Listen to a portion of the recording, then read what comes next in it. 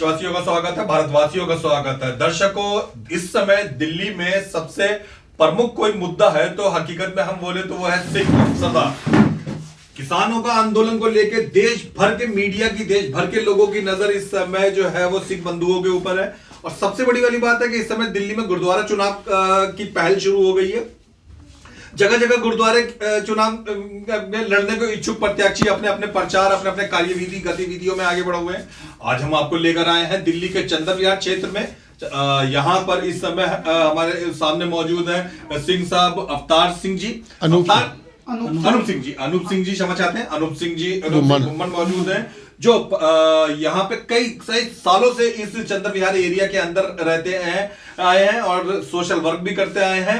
यही नजदीक में एक गुरु हरिकृष्ण पब्लिक स्कूल के वो चेयरमैन भी रह चुके हैं और इस इलाके और आसपास के इलाके के सभी लोग भली भांति ना सिर्फ इनसे परिचित हैं बल्कि ये लोगों की मदद करने के लिए भी अग्रसर आगे से आगे रहे। गुरुद्वारा चुनाव में ये जागो पार्टी की तरफ से भाग लेने वाले। आइए हम इनसे इन्हीं मुद्दे पे बात करते हैं। अनूप जी, सबसे पहले दर्शकों को आप अपने विषय में बताइए, अपने बारे में कुछ बताइए। सर, मैं दिल्ली में 74 में आया था। अच्छा। तब से ही मैं बाबा हरबंस सिंह जी कार सेवा वाले हैं जी जी, उनके थ्रू आया था जी। और उन्होंने मेरे को एक ही सबक सिखाया था कि किसी के साथ गलत नहीं करना, किसी के साथ गलत बोलना नहीं है जी। जितना भी हो सके हाथ से किसी का भला करना है जी। और नाम जपना है जी। उसी मुद्दे को लेकर मैं आज तक चल रहा हूँ। जी। और इलाके में सेवा, पहले विष्णु गार्डन थे वहाँ पे सेवा, और अब 2002 में मैं यहाँ पे चंदन विहार में आया था जी। और चंदन विहार में आने के बाद मैं ये गुरुद्वारा गुरसिंह सभा रंजीत विहार है जी। मैं 8 साल कंटिन्यूस वहाँ पे प्रधान रहा हूँ। जी। प्रधान की सेवा करते करते मतलब गुरुद्वारा नींव से लेके ऊपर गुम्मट तक मैंने सेवा गुरु महाराज की जी। हजूरी में सब भाई बंधों के सहयोग से सेवा करवाई है। हाँ। और उसमें मैं कहूँ कि मैं बहुत ही ज़्यादा प्रधान मनजीत सिंह जी का भी ऋणी हूँ जिन्होंने मेरा बहुत सहयोग दिया था जी। और उसके बाद गुरु हरकृष्ण पब्लिक स्कूल का मेरे को उन्होंने चेयरमैन भी बनाया। अच्छा। मैं गुरु हरकृष्ण पब्लिक स्कूल में चेयरमैन होने के बावजूद मैंने कम से कम यहाँ पे 36 एम्प्लॉइज़ जो गुरु हरकृष्ण पब्लिक स्कूल में थे यहाँ चंदन विहार के लगवाए थे। जी जी। जो आज भी मेरा वो बेचारे जिनका समय तक आप स्कूल के चेयरमैन रहे तो क्या क्या अच्छा कार्य आपने उस स्कूल के अंदर में मैनेजमेंट में किया? मैं जब गुरु हरकृष्ण पब्लिक स्कूल में चेयरमैन के रूप में गया तो तब वहाँ पे टीचरों की बेचारों की बहुत ज़्यादा वो सैलरी बहुत कम थी जी। मैंने जाते ही उनकी सैलरी एक साल में 3 बार सैलरी उनकी अप की, बढ़ाई जी। तो उसके बाद मैंने देखा कि मेरे पास एरिया के बच्चे बहुत थे जिनको मैंने करवाना था, वहाँ पे भर्ती करवाना था, मैं टीचर लगाना था, जहाँ कुछ और करवाना था। तो फिर वहाँ पे मैंने देखा कि एक एक कमरे के अंदर 70 बच्चे थे जी। मैंने वहाँ पे स्कूल कमरे बड़े बड़े थे, उनमें पार्टीशन डलवा के ना तो 2-2 कमरे बनवाए, यानी कि 70 बच्चे हैं तो 35-35 में डिवाइड किया उनको। अच्छा जी। फिर उसमें टीचरें की भी ज़रूरत पड़ेगी, मैडे की भी ज़रूरत पड़ेगी और फिर मैंने ऐसे 46 बच्चे यहाँ के टीचर, मैड, स्वीपर, ये वो सब लगवाए चंदन विहार के अंदर से। वो आज मेरे बेचारे बहुत ही शुक्राना करते हैं कि उनकी तब से रोजी रोटी चल रही है। और टीचरों की सैलरी है जो वो मैंने एक साल में 3 बार बढ़ाई थी, यानी कि पहले 3,035 तक सैलरी थी। मैंने स्टार्टिंग में ही जो टीचर जाएगा उसकी 7,000 सैलरी होगी, उसके बाद 10, 12, 13, 15 योग्यता अनुसार वैसे ही मैंने सैलरी की थी उनकी सबकी। गरीब बच्चों के लिए भी कोई कोटा रखा गया उसमें? हाँ बिल्कुल, गरीब बच्चों की मैंने अपने वहाँ पे एक साल के अंदर 65,000 रुपये की जो है वो फीस माफ़ करवाई थी बच्चों की। और जितने भी विडो बच्चे थे जहाँ डबलिंग बच्चे थे उन सब की मैंने फीस 50% लेस की हुई थी। अब दिल्ली में गुरुद्वारा चुनाव का पहल शुरू हो चुकी है, सब लोग अपने अपने स्तर पर। आप कौन से वार्ड से जो है वो अपने दावेदारी प्रस्तुत कर रहे हैं? ये 11 नंबर वार्ड पड़ता था मेरा। 11 नंबर वार्ड से चंदन विहार 11 नंबर वार्ड। यहाँ से अगर वो भगवान मालिक हैं उनकी रजा हुई तो जरूर इलेक्शन लड़ेंगे और पब्लिक बहुत की बढ़िया। सेवा के लिए लड़ेंगे, अपने लिए नहीं। हो सके भगवान करे हम लड़े और फिर पब्लिक की सेवा करें, वैसे जैसे ये पहले। बड़ा अच्छा जज्बा है आपका, जनता की सेवा करने का, पब्लिक की खिदमत करने का। अच्छा, जीत हार तो ऊपर वाले और जनता जनार्दन के हाथ में है, फिर भी अगर आप जीत जाते हैं, दर्शक जानने को उत्सुक है, तो आप क्या वहां पे प्रयास करेंगे, क्या अच्छा रख रखाव करेंगे आप गुरुद्वारों के लिए, क्या बेहतर आपके मन में इंतजाम लाने की इच्छा है? देखो सर, मैं पहले भी जैसे आपको बताया कि मैंने पहले भी स्कूल के अंदर बहुत बेचारे बच्चे को लगवाया, टीचर लगवाई, मैड लगवाई और हेल्पर या स्वीपर वगैरह नौकरी दिलवाई जी। और उनकी सैलरी भी बढ़ाई। आज वो फिर परेशान है। मैंने जब से वहाँ से छोड़ा है, बेचारे एक टीचर तो वहाँ की थी, मैं बताने में भी शर्म आती है कि वो बेचारी कहीं डेथ हो गई, उसकी मर गई थी बेचारी, इनसे दुखी हो गई। अच्छा। कोई किसी की सैलरी नहीं मिल रही, सारा स्टाफ इतना परेशान है कि जो स्कूल के अंदर एक गुरुद्वारा था, मैं जब गया गुरुद्वारे के अंदर कोई वहाँ पे सेवादार नहीं था जी। मैंने सबसे पहले वहाँ पर एक ग्रंथी लेडीज को नौकरी लगाई, ग्रंथी रखा। अच्छा। और वहाँ पे तबले वाला रखा। अच्छा। कि बच्चों को तबला सिखाए, हारमोनियम सिखाए।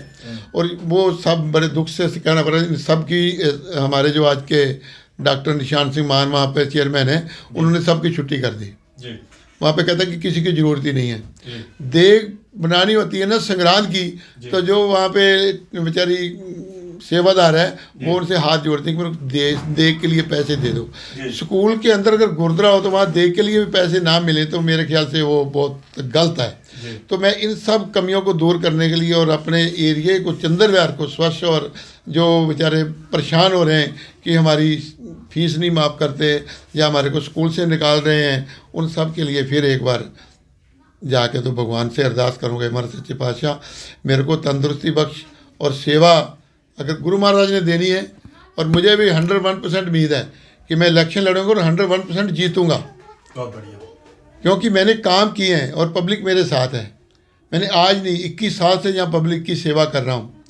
किसी को राशन की ज़रूरत हो, किसी किस्म की ज़रूरत हो, मेरे हाथ में रोटी होती है और मेरा फ़ोन कान को होता है, थाने से फ़ोन आ गया, मैं उसी टाइम रोटी छोड़ दूंगा, पहले थाने में पहुँचूँगा कि मेरा ये आदमी है, इसको क्या प्रॉब्लम है, इसको क्यों थाने में लेके आए हो। और अगर किसी का लड़ाई झगड़ा भी हो गया है तो मैंने दोनों पार्टियों को समझा बुझा के कंप्रोमाइज़ करवा के वापस लेके आता हूँ। कभी मैंने जब चला गया हूँ तो किसी को बंद नहीं करवाया, ना बंद होने दिया है। ये मेरे में खासियत है। तो पब्लिक की मैंने सेवा की है तो पब्लिक आज भी मेरे साथ है। चाहे मैं पब्लिक आज भी मेरे को कहती है तो अगर आपको टिकट जागो पार्टी से मिलती है तब भी हम आपके साथ हैं, अगर जागो पार्टी नहीं देती तब भी हम आपके साथ हैं, इंडिपेंडेंट लड़ो तब भी हम आपके साथ हैं। पब्लिक मेरे साथ है और मैं पब्लिक का ऋणी हूँ। बहुत अच्छी बात कही। अच्छा, जागो पार्टी पहली बार दिल्ली में गुरुद्वारा चुनाव में भाग लेने वाली है और भी 4-5 पार्टियां इसके अलावा, तो आपका लगाव भी इस समय जागो पार्टी से। जागो पार्टी जब पहली बार चुनाव लड़ रही है, आपको लगता है इतनी सीटों के ऊपर चुनाव है, क्या क्या कैंडिडेट को क्या ध्यान रखना चाहिए उन्हें टिकट देते समय, किन चीजों का ध्यान रखें वो कैंडिडेटों को टिकट देते? वेरी गुड, ये तो मेरे मन की बात आपने पूछी है। जी। देखो, गुरुद्वारा जो इलेक्शन है ना, ये गुरुद्वारे का इलेक्शन ऐसे नहीं, गुरुद्वारे के इलेक्शन का मतलब है कि सबसे पहले उस आदमी को टिकट मिलनी चाहिए जो आदमी खुद अमृतधारी है जी, जिसको गुरबानी के बारे में विचार है जी, जो किसी की सेवा कर सकता है। जी, जी। आज के हालात में, जिसे कौम के बारे में मालूम हो, पंजाबी भाषा के बारे में मालूम हो, आज के हालात, कई आदमी, मैं बता दूं आपको, मैं किसी का भी नाम नहीं लूँगा, ना। कई मेंबर ऐसे हैं जिन्होंने आज तक अमृत नहीं छका। जी।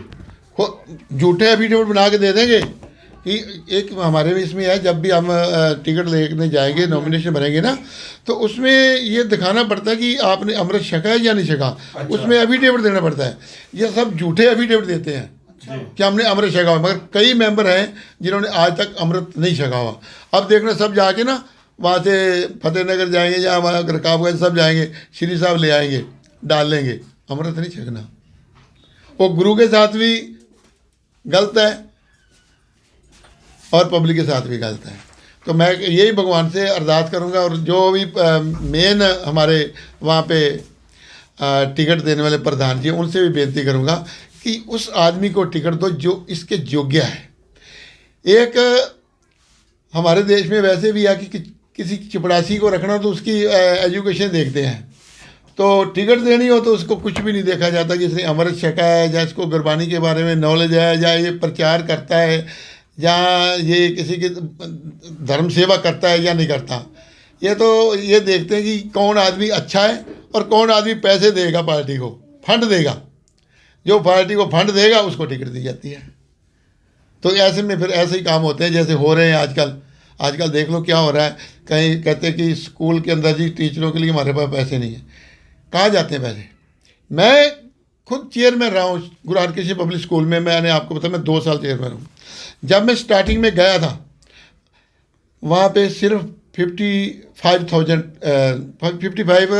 लाख रुपया सीगा, एफडियाँ सी 55 लाख 55 लाख रुपए की एफडी पड़ी हुई थी वहाँ पे। और जब मैंने छोड़ा है मैंने 1,15,00,000 रुपया छोड़ा वहाँ पे। सबूत के साथ 1,15,00,000 में छोड़ के आया हूँ 2 साल के अंदर। और उसके अंदर भी देखो मैंने काम भी कितना किया है। छत के ऊपर बिल्कुल जो छत है ना वहाँ पे बाउंड्री नहीं थी, पूरी मैंने रेलिंग लगाई 5-5 फुट ऊंची कि बच्चे खेलते हैं कहीं गिर ना जाए। बहुत बढ़िया, बहुत नेक काम है। छत के ऊपर खाली बदरपुर फेंका हुआ था, कोई टाइलें नहीं लगी हुई थी। बदरपुर में बरसात आती थी, पानी आता था, पानी नीचे कमरों में टपकता था, लीक करता था। बदरपुर सारा उतरवाया, वहाँ पे छत पे टाइलें लगवाई। आगे बच्चे जब उतरते स्कूल से नीचे गेट से उतरते थे तो दोनों तरफ रेलिंग नहीं लगी हुई थी, पौड़ी जीना था, वो बच्चे गिर जाते, सिर फटते थे कई बार उनके, वो दोनों तरफ रेलिंग लगवाई। कमरे बनवाए, कमरों के अंदर जितना भी फर्नीचर चाहिए फर्नीचर लगवाया, सारा काम मतलब यानी इतना काम कराया। फिर बाहर शेड नहीं था, शेड लगाया, पेरेंट्स आते थे वो बेचारे धूप में या बरसात में खड़े रहते, वहाँ शेड लगवाया। ये जो जरूरी काम थे मैंने करवाए। काम इतना पैसा लगाने के बावजूद, टीचरों की सैलरी 3 बार बढ़ाने के बावजूद और टीचरों ही बढ़ाने के बावजूद फिर भी मैंने 1,15,00,000 रुपया वहाँ छोड़ के आया हूँ स्कूल में। और जो कि आज मेरे ख्याल वहाँ 60-65 लाख रुपया है। फिर दोबारा 60-65 लाख 2 साल में रह गया वहाँ पे, कहाँ गया पैसा जहाँ से चले फिर वहीं पहुँच। और ये कहते हैं कि हमारे पास टीचरों के लिए पैसा नहीं है। पैसा कहाँ से बचेगा, यानी कि अपने पेट बहुत बड़े हैं, जब पेट बड़े होंगे तो फिर ऐसे ही होगा। यहाँ हम किसी भी व्यक्ति पर या किसी भी पार्टी पर या किसी के भी पर्सनल बातचीत या कमेंट नहीं करना चाहते, लेकिन आपका ये कहना है कि गुरु की गुल्लक के साथ मामूली सा हेरफेर हो जाता है और जो अगले प्रत्याशी आए लोगों को ये ध्यान रखना चाहिए टिकट देने वालों का, ईमानदार और बेहतर लोग आए जो अच्छे से काम कर सके, ईमानदारी से आपका मतलब है काम कर सके। बहुत खूबसूरत और बहुत बढ़िया बात कही आपने अनूप जी। अनूप जी, अब थोड़ा सा इस गुरुद्वारा चुनाव के मुद्दे से हटके हम पहुंचते हैं किसान आंदोलन के ऊपर में। किसानों की किसान अभी भी अपनी मांग को लेकर 2.25 महीने होने को आ गए, अड़े हुए हैं।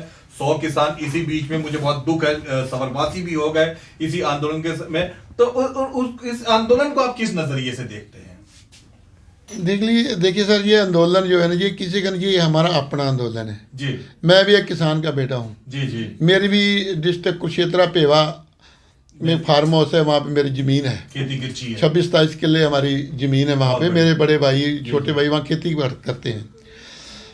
और जो खेती करते तो देखो, जो किसान का जो हक है ना, वो मोदी साहब ने खोने के लिए किया है कि जो बाहर से जाएंगे अडानी जी अंबानी जी, ये पैसे देते रहेंगे, लोग लेते रहेंगे, बाद में ज़मीन इनकी हो जाएगी, वो बेचारे इनके पास फिर काम करेंगे। ये जो इन्होंने लूट खसूट वाला काम किया है वो गलत है। वो किसान बेचारे हमारे लिए लड़ रहे हैं, अपने लिए नहीं, वो हमारे लिए लड़ रहे हैं। और वहाँ पे बेचारे कैसे भी है। देखो आज घर से मैं एक दिन के लिए जाऊँ तो दिन में 20 बार फ़ोन आता है, तो वो 3-3 महीने से वहाँ पे बैठे हुए हैं और कड़ाके की सर्दी के अंदर बैठे हुए हैं, आंधी तूफान झेलता हुए, हर तरह की वो मतलब बर्दाश्त कर रहे हैं।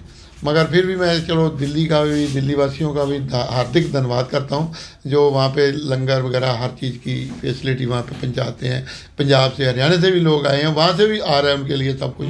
मगर फिर भी घर से बाहर रहना एक बहुत बड़ी बात होती है।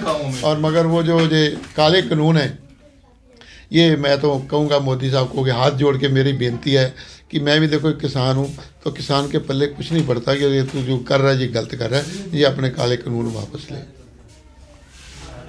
आपने बहुत अच्छी बातें कही। आपको हजारों लाखों लोग देख रहे हैं। अनूप जी, क्या आप अपने बंधुओं से, अपने भाई बंधुओं से कुछ कहना चाहते हैं, कोई संदेश देना चाहते हैं?